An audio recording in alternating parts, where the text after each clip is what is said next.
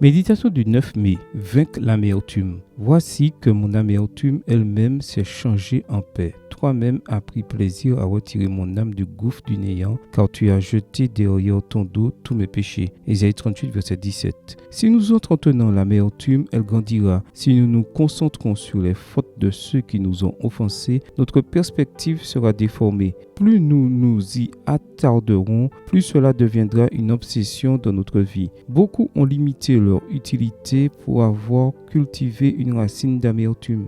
David fuyait son fils Absalom quand Shimei, un parent de Saül, est venu à sa rencontre et jeta des pierres à David et à tous les serviteurs du roi David. Shimei parlait ainsi en le maudissant. Dehors, dehors, criminel, vaurien. 2 Samuel 16, versets 6 et 7. Dans son cœur, Shimei avait gardé du ressentiment pour la mort de Saül et de Jonathan, alors que David n'en était pas responsable. Si l'amertume nous détruit, comment pouvons-nous la surmonter? De nombreux ennemis de Louis XII de France s'opposaient à son couronnement. Quand il accéda au trône, ils craignaient pour leur vie. Quand ils entendirent dire que le monarque avait une liste de noms et que ceux des traites étaient suivis d'une croix noire, ils fuirent la ville. Imagine leur surprise lorsque le jeune roi les convoqua pour leur dire que la croix noire signifiait qu'il les avait pardonnés. Le roi affirma que la croix lui rappelait la croix du calvaire, là où Jésus avait pardonné à ses ennemis et qu'il voulait suivre l'exemple de son maître. Le jeune chef avait compris son devoir envers le roi des rois, qui, sur la croix du calvaire, avait réussi à obtenir le pardon